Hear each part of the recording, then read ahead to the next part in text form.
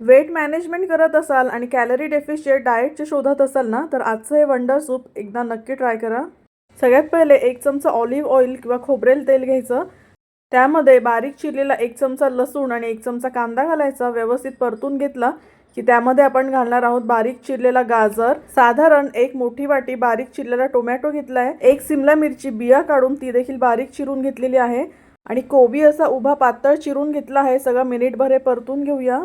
जे wonder soup आहे ना, हे डिटॉक्सिफिकेशन आणि क्लिन्झिंगचं पण काम करतं. तर यामध्ये जे आपण भाज्या वापरल्या आहेत ना, ते सगळ्या फॅट लॉससाठी मदत करतात. त्या भाज्यांमुळे शरीरातलं सगळं टॉक्सिन्स फ्लश आउट होतं आणि वॉटर रिटेन्शन कमी होतं, त्यामुळे वजन कमी व्हायला मदत होते. आता यामध्ये 1 हिरवी मिरची स्लिट करून मी टाकली आहे.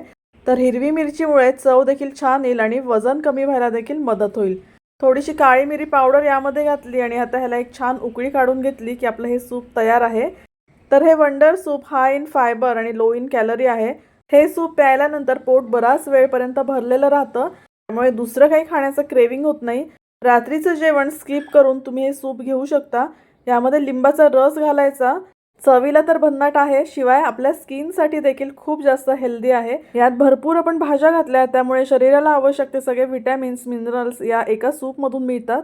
ज्यांना पचनाच्या समस्या आहेत ना, त्यांना देखील या सूपने खूप जास्त फायदा होतो. वजन कमी करण्यासाठी योग्य आहारासोबतच व्यायाम देखील तितकाच महत्त्वाचा आहे. तर व्यायामासोबत अशा हेल्दी सूपची जर जोड असेल ना, तर का बरं वजन नाही कमी होणार. आणि अशाच हेल्दी रेसिपीजसाठी फॉलो करा.